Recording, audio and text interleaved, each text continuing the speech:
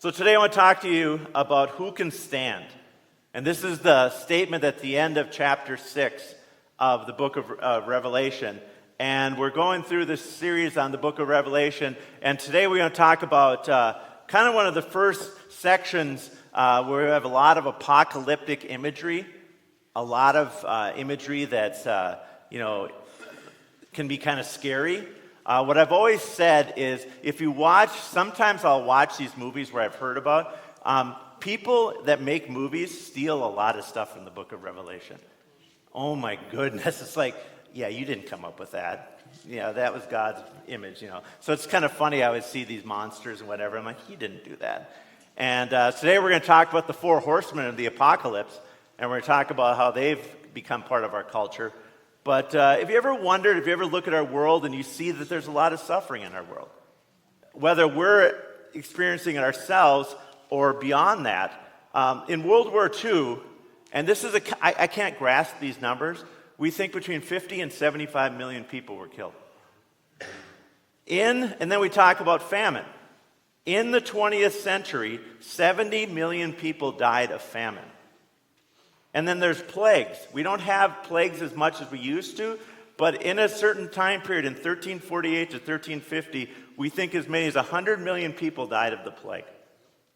There are all kinds of things that happen in our world about these things. And do you ever wonder why it is happening? And is God in charge? That's a question that is asked. Is God still in charge with all these things? And can God use them for his purpose? Is he unable to stop them? Or is there another way to look at it? So I want to start talking to you about the imagery that we're getting, again, from the throne room. John is still looking at the throne room, and he's getting the perspective of what God is doing. And so remember, he's been caught up in the Spirit. He's there. He sees God on the throne. He sees Jesus on the throne now. And there's a scroll that is there, and it has 7 seals on it. And he's very disappointed because nobody can open it, because only a human can open it. But the human has to be perfect and divine. Well, who is that? That's Jesus. Jesus comes forward and he's going to open the seals. And the first 4 seals are what we're going to start with. And that's going to be the 4 horsemen of the apocalypse. Now, you may have heard of the 4 horsemen before. If you're a big Notre Dame fan, they had the 4 horsemen of Notre Dame. Apparently, in the big book of Alcoholics Anonymous, they talk about the 4 hideous horsemen: terror, bewilderment, frustration, and despair. And there's a famous pro wrestling group called the 4 Horsemen. Not as big of, I used to be a big wrestling guy. This, when I was in 7th and 8th grade, big time. Also in the movies, this is a little controversial. I may be pushing it a little bit. Some think yes, some think no. The Central Park Rangers that are chasing Santa and Elf, some people think they're the 4 horsemen of the apocalypse. Some don't. A lot of back and forth. Could be splitting some families right there. Don't discuss that. And you'll even hear, there's a movie, Tombstone, about Wyatt Earp, and in the middle he'll start quoting this chapter. One of the characters starts quoting. It's a very famous chapter in the Bible. And so what we want to see is that there's all kinds of deception, there's all kinds of problems that are going on in the world, and this is the image that we're going to see. These images that are shown here are made for a first century audience, so we need to understand how they looked at them. And they are scared. When they read this, they are scared for what they see for their world, because everything speaks to them directly. The other thing that's important to understand about apocalyptic literature, and this is the literature, it is not chronological. It's not this happens, then this happens, then this happens. It doesn't work that way. It's circular. Okay? It's apocalyptic. It's not intended to be taken literally. There's a lot of people that have taken the book of Revelation and tried to make actual characters or try to figure out who these things are. No, that's not the way it was written. It wasn't intended for that. And so we first look at Revelation 6:1, where it says, "I watched when the Lamb opened up one of the 7 seals, and I heard one of the 4 living creatures say a voice like thunder, and he said, 'Come.' And he called on the first horse to come up." And these are the things, and what you're going to see about these first things that we're going to see, especially in the four horsemen and even in the latter part, is these are all the same things that Jesus said in the book of Matthew and Mark and Luke in what are called the apocalyptic sections. So they're just saying, here's the heavenly view of what Jesus told you was going to happen. Now you can see that God is ultimately in control of all of this. And so they use literary artistry, and they immerse it in Scripture, and they use the Old Testament, and they use things that make sense to the people of that time. I would use the image today. Everybody knows what Paul Bunyan looks like in Bemidji, right? When I preached in Myanmar, I did not use any Paul Bunyan references because they would have been like, what's a Paul Bunyan? All right. Well, yeah. I mean, so you have to understand this is a first century understanding in what would now be present day Turkey, and so we don't have to identify everything. Also, that's the other thing. Don't spend all your time trying to identify. Ooh, which one fits into which one? They're supposed to be taken together. They're supposed to be taken together. And so the first one we see is, it says in verse 2, and I looked and behold a white horse, and its rider had a bow, and a crown was given to him. And he came out conquering and to conquer. The first image that we're going to see is of conquering and of war. And we're going to see it coming out on a white horse. And the white horse here represents the best horses were white at this time. The prime horses, especially those of a group that would be in modern-day Iran called the Parthians. And they had white horses. And they were also really good with bows. And they're trying to use imagery because when you think of big, scary people at this time, you thought of the Parthians. So he's using imagery that's really going to get through to them. And it's going to have, it's going to move forward. And the point of this first image is an outside force is stronger than Rome. Now, we live in a country today that's actually stronger than Rome, but we're just as fragile in God's eyes. I think we need to understand it because at this time, Rome was promising we can keep peace. Nobody can mess with Rome. We have the greatest military in the world, and we will never fall. And what this image is saying to them is this God is bigger, and God can bring this down anytime he feels like it. God is stronger. So we live in a country where we feel pretty confident. I've always told people we are not afraid of Winnipeg invading us. Just don't spend any time, okay? We don't think about it. Like, you never know when those Canadians are just going to go crazy and just come south. And, we live in a time of peace, and they were living in what's called the peace of Rome or Pax Romana, and they were living, and he's trying to say with this image, that God is going to bring down this empire. And we need to understand for the Christians at this time, this was a good thing because this empire was persecuting them. But this empire thought that they could do anything, and he's trying to say this white horse can take that down. And so they will someday collapse. And then in verse 3, it says he opens the second seal. And I heard the second living creature say, come. And he came out, and out came another horse, bright red. Its rider was permitted to take peace from the earth, so that people should slay one another, and he was given a great sword. Now, all of these images, again, they kind of roll together, but the white horse represented the finest horses and the finest this. Now, when you think of a red horse, you think of the blood. You think of the destruction that's going to happen. And he says right here that we're going to see destruction and war. And Jesus said you're going to hear war and rumors of war, right?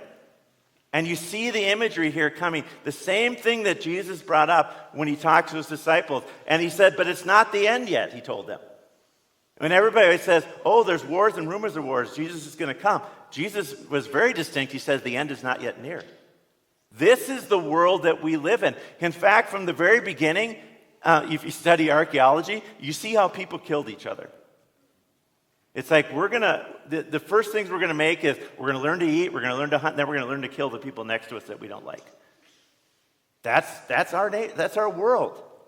And he's trying to say this is judgment upon the world for what they have done. And so he talks about the rider here, and he was permitted to take peace from the earth. And one interesting thing that it says along with the blood, so that people would slay one another. And we think that word means, what is the worst war that ever happened in the history of the United States? The Civil War. Why? Because American killed American. We killed each other. And this term right here, you know what the worst things that happened in the Roman Empire was when they killed each other. If you study the first century of Rome and even further, they would have civil war after civil war after civil war. And they would rise up and they would kill one another. And we see all of these amazing things that would happen. And so the people understood when they said slay one another, yes, that's a result of people's sin. And God is saying that this is a judgment upon the people because they are not following after God. The most memorable battles of the time were the violent power struggles in Rome, going back and forth and seeing who could take over. And so this whole concept, again, was that war is breaking out. War is breaking out from the outside, that this is the future, and the other, again, this is the present and the future. People say, when will this happen, now or in the future? The answer is yes. Okay? Again, it's not chronological, like a lot of people have tried to make Revelation. And then verse 5 says, then he opened the third seal, and I heard the living creature say, come. And I looked, and behold, a black horse, and its rider had a pair of scales in his hand. And I heard what seemed to be a voice in the midst of the four living creatures saying, a quart of wheat for a denarius, and 3 quarts of barley for a denarius, and do not harm the oil and wine. Now you think to yourself, why is he a black horse? That represents death. Okay? And the black horse represents death, but it also represents famine. Because what he's saying right here, and we've seen it in our world, no matter how much money you have, you can't afford to buy what you need. So 1 denarius, that he's talking about here, would be a day's wage. Think about what you make for a day. What if you had to spend the entire amount you made in 1 day for 1 meal? That's what you could eat. But that's it, nothing else. Or you could buy 3 quarts of barley, which was less nutritious and wasn't going to feed you enough. And if you had a family that you were working for, you had to split those rations even further. And we've seen this in countries. If you've ever been a part, I talk about being in Haiti. When I was in Haiti, just seeing the devastation that famine can bring upon that, being there. And in other countries, I've seen it too, where you have children that are malnourished and they can't develop, and the horror that happens. And this is all a result of the sin and the judgment that is coming upon the world for the fact, and it follows after warfare. One of the things that I always think about, you see the pictures after warfare when they've destroyed all the fields. They've destroyed everything. And then people are trying to pick everything back up together. Do you realize that people were trying to till fields after wars, and they run into unexploded shells, and they're killed even after wars? They can't find enough food for themselves. This is what is a result of God's judgment upon people that are not following after him.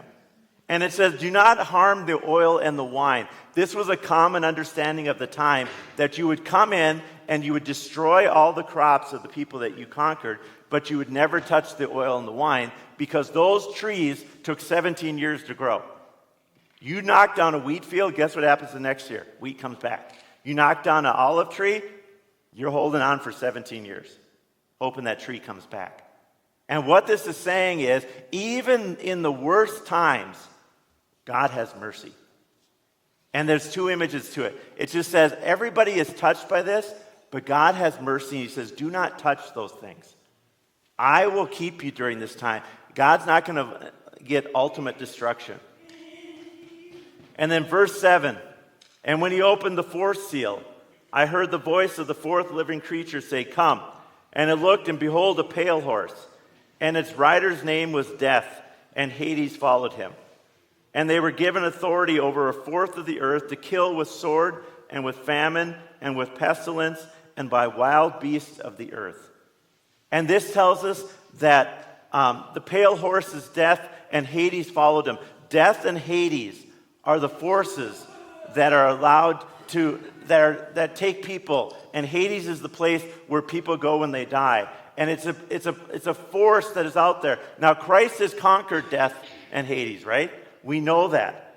But until Christ comes in his full kingdom, they still have authority on this earth, and they still have power on this earth. But I'll tell you this. For us who believe in Christ, they are completely in control by Christ. I want you to know that. All of these imageries that I'm telling you right now, if you're not a follower of Christ, these are uncontrolled images. These are uncontrolled forces, and there's nothing you can do about them. In the next chapter, in chapter 7, it's going to say that God is going to distinctly say, do not touch, do not go after these people that are my people. He is going to have that authority. And we know that when we die, it's because God determined it was time for us to die. That the world can't say, well, we got him. God said, no, I gave you permission and I allowed it to happen. And it's a great comfort that we have. And here, but the imagery of death and all the different things that cause death, the pale horse, you see that only it affects a fourth of the earth, and you say that's a lot, but it also, that means it affects all of the earth a little bit, because death affects everybody.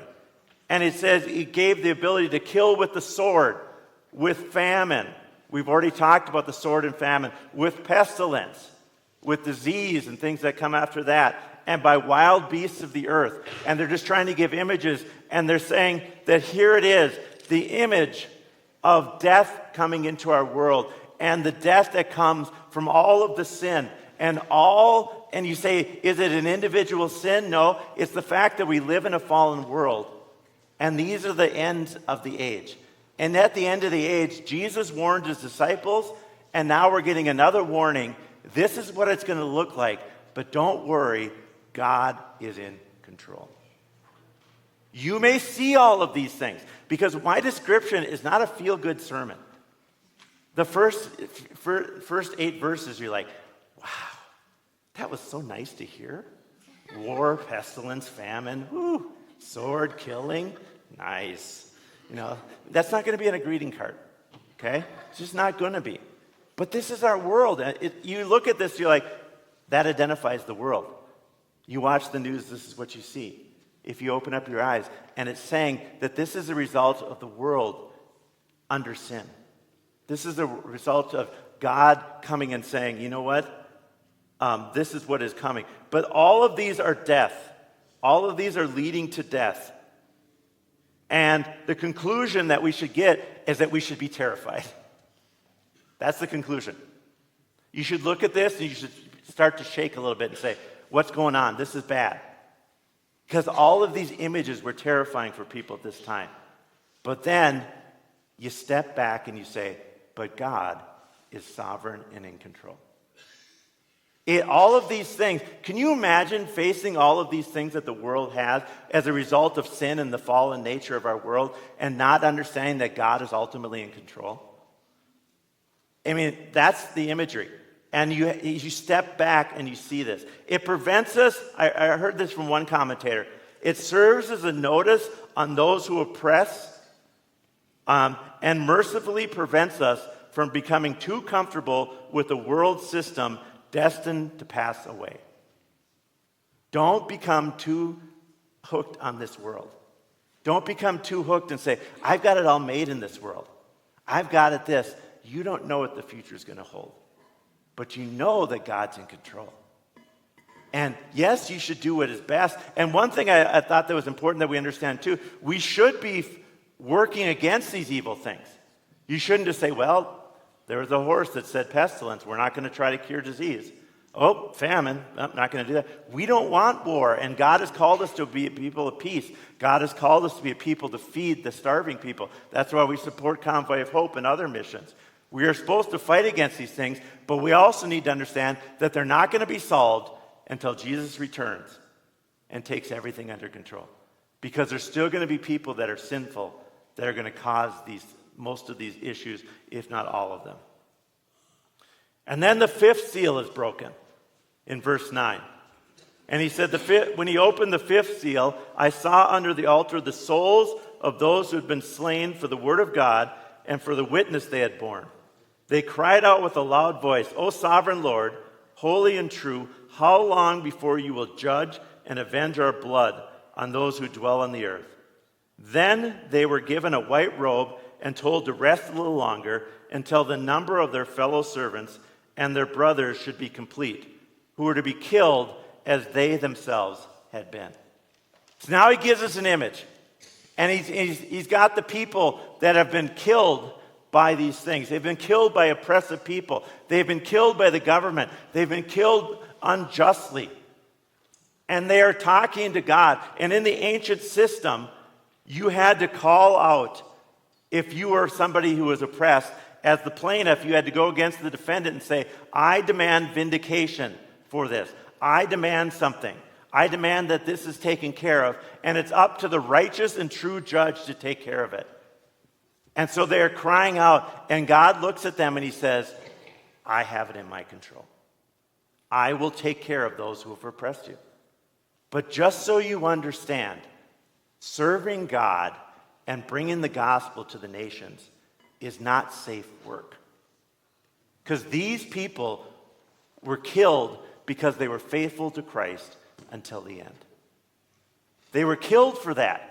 Now, they're up in heaven, they're with Christ, right? They're with him, but they say, when are you going to vindicate us? And now this is not revenge. This is basically God defending his honor and being the righteous judge. Everybody out here has seen something. I don't know if you've ever listened to true crime podcasts or watched like some of these things, and they'll give you these images of what somebody has done, and you want to just scream, somebody needs to do something about that.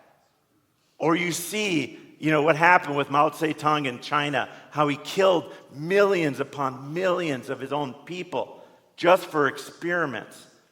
Or what happened in these wars or things like that. And you say, somebody needs to do something.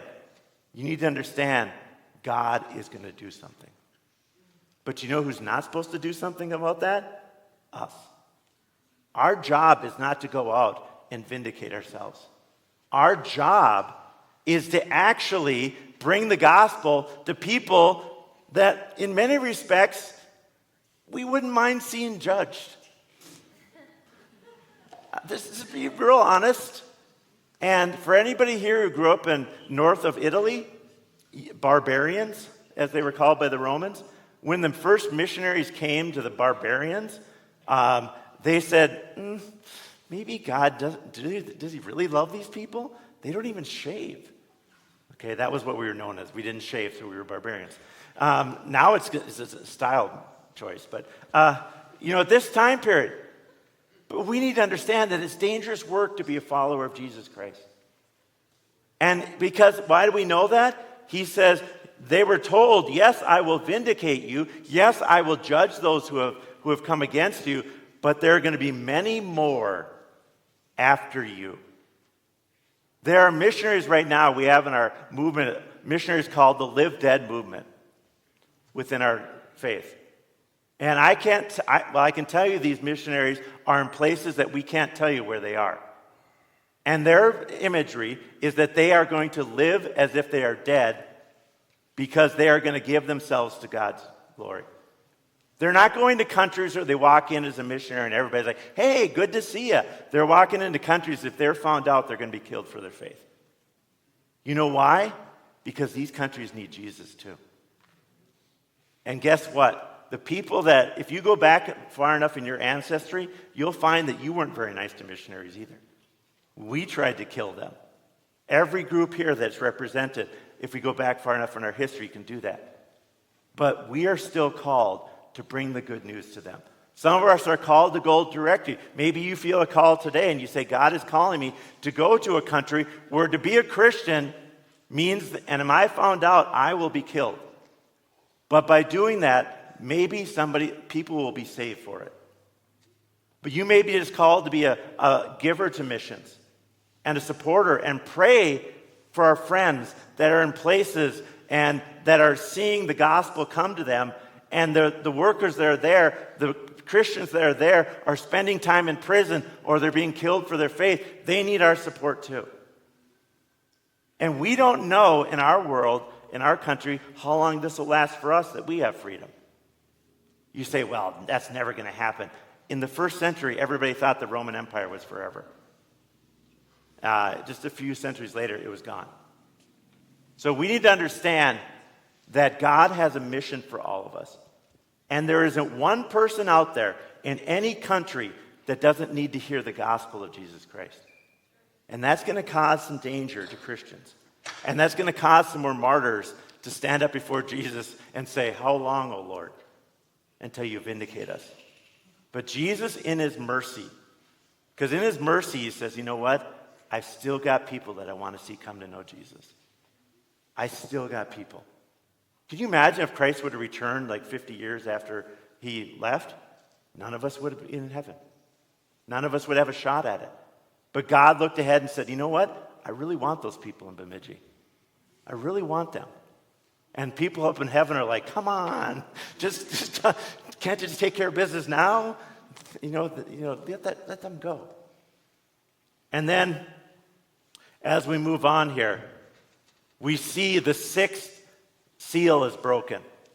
And we see basically the beginning of the day of the Lord that's been told from the Old Testament on.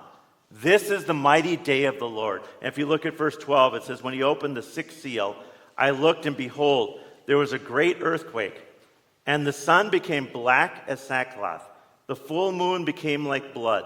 And the stars of the skies fell to the earth, as the fig tree sheds its winter fruit when shaken by a gale. The sky vanished like a scroll that is being rolled up, and every mountain and island was removed from its place. Then the kings of the earth, and the great ones, and the generals, and the rich and the powerful, and everyone, slave and free, hid themselves in the caves among the rocks of the mountains, calling to the mountains and rocks, 'Fall on us and hide us from the face of him who is seated on the throne and from the wrath of the Lamb. For the great day of wrath has come, and who can stand?'" Now again, we're not supposed to take this imagery directly.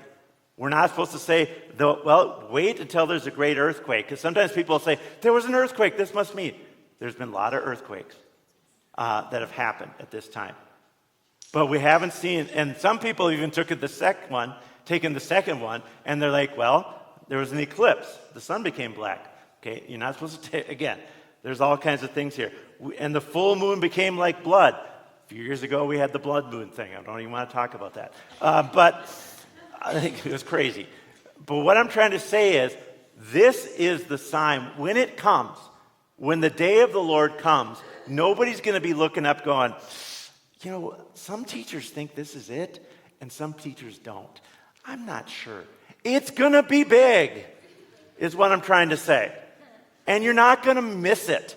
And that's the imagery that he's saying right here. When stars are falling from the sky, the sun's like this, the moon's like this, everything's falling apart, the sky's being ripped open, all of this is the mighty day of the Lord. This is the day that has been, and all of the imagery here, and almost all of it comes from the Old Testament. It comes from books like Isaiah and Haggai, and even Peter is quoting Joel at the day of Pentecost. He said, "The sun shall be turned to darkness and the moon to blood before the day of the Lord comes, the great and magnificent day." That it's going to come, and there's going to be a mighty reckoning for those who have rebelled against God.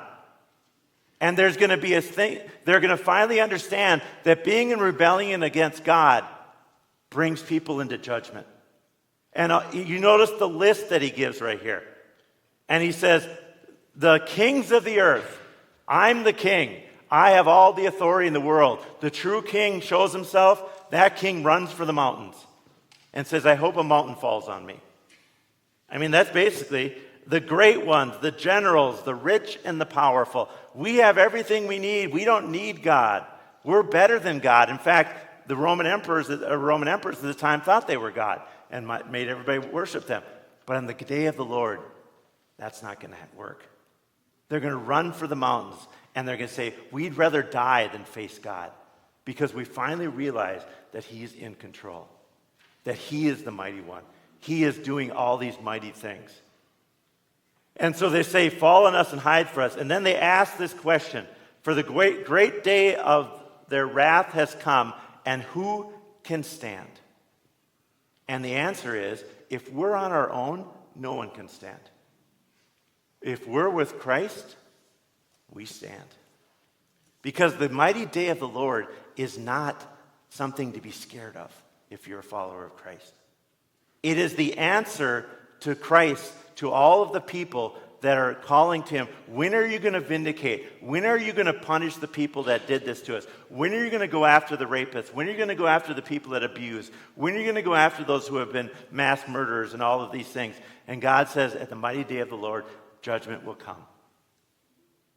Now this is like, again, this is the uplifting sermon of the year. Come on. I told you it was going to be that. But the wrath of God is intended to do two things. First of all, to knock us to a better understanding that this world is not it. Okay? When we talk about the wrath of God, people say, well, just talk about Jesus' love. Jesus is about love. And you know what? Jesus brings the wrath of God. But the wrath of God does two things. First of all, it tells us that there is going to be a day of reckoning. But the second thing is, and this is the part that we need to get from Jesus, because Jesus, when he was dying on the cross, to the people who put him on the cross, Jesus could have just caused a few mountains to fall on them right there. Just picked one up and said, you're really ticking me off. All right? Could he have done it? Absolutely. But Jesus tells us what our attitude is supposed to be towards those who persecute us. Lord, forgive them. Lord, I hope that they come to know Jesus. I hope that they come to become believers. I don't want to see my neighbors face this. I don't want to see my neighbors run from the wrath of God. I want to see them run towards God and be saved by him. And all of this imagery was for a church that was being persecuted, where they thought the Roman Empire thought that they were better than them, and they were seeing their friends dying for their faith, and they were seeing them being fed to lions and lit on fire for fun. And they're understanding the fact that, yes, God is in control, and God has this, and who can stand before him? No one. But our job is to not only be comforted by God is in control, but to bring the good news to those who need it. Why don't you stand with me right now?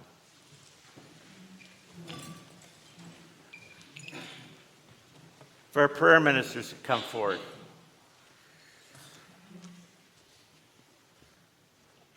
When you preach through the book of Revelation, it's not sugar-coated. This is what's going to happen. This is the future. This is, now the sixth seal here is the day of the Lord, the future event. We're living in the other ones. We're living in this world where there's war, there's famine, there's pestilence. The sixth one is the day when Christ is returning. And we're going to see in chapter 7, he's going to seal up people. He's going to bring his people through this. And I don't want to tell you everything because he won't come back. But he's got all of this. But this one is to kind of knock us back a little bit and say, you know what? This world is not everything. This world can be, this is the concept of tearing the sky open like a scroll. The imagery of that's God's control. Shaking mountains, causing things to happen, shaking everything. He's in control. And God's wrath is the fact that he cannot put up with sin. He cannot be around sin. When you're like, well, he's just a big, mean God who sent his only son to die on a cross to take all this wrath that is deserved. Every single one of us deserve to be one of the people crying out, let the mountains fall on me rather than that. But God's answer to this is, I'll send my son, sacrifice him for them. We were taught earlier, for a ransom for many, from all the tribes, all the nations, all the people. And that's what he wants. This is not so you can just, and I've heard people, trust me, outside of ball games, they like to preach these things to people and just yell at them. This is what God's going to do to you. This is what God, and I never say, so what are you telling them to do? Sometimes I do, I shouldn't do that, but I talk to them. And I tell them, you're not doing it right. Because you need to tell people, yes, the wrath of God is there, but the peace of God is what we need to know. Yeah, they need to know that there's going to be a punishment someday, but we don't want to see anybody punished. I don't want to see my neighbors. I don't want to see the worst person on this earth I remember hearing stories of mass murderers who get saved in prison right before they're killed for their thing. And I'm thrilled. I'm thrilled that Christ saved them. We should not, well, they're not going to get what they deserve. They'll get what they deserve here, but we don't get what we deserve either, because we've all sinned too. So I want you to understand that this imagery is to tell us that God is in control. He's got a mission for us. It might result in our suffering, but when we get around him, he's there to comfort us. I love the imagery of him giving the white robes out and just saying, rest. I've got this under control. So if you're here today and you've never accepted Christ, come and talk to one of our prayer ministers. Or if you just need someone to pray with you, come and talk to them. Lord, I come before you today. I come before you, Lord, and I look at this and I say, I deserve your wrath. For, Lord, I have let you down. I have not been the person I should have been. I am not sinless. I am someone that has caused pain to other people. But Lord, you have forgiven me. You have set me free. You have died on the cross and taken all of my sins. And Lord, this world is not enough. We need something bigger than this world. Because Lord, as we know, things change quickly. The Roman Empire was supposed to last forever, only lasted a while after this time, Lord. Our great country that we live in, we love it. We hope it lasts for years to come, but we don't know. But Lord, you are eternal, you are sovereign, and you have a plan for us. Now, Lord, let us bring this good news to those who are right now are under the wrath of God outside of you, so that they may be saved. And Lord, if that costs us our life, that costs us our job, that costs us whatever, God, it's worth it, because we want to be following the example of our Christ who suffered and died for us, Lord. We ask this now in the name of Jesus. Amen. Now go and bring the good news to our community.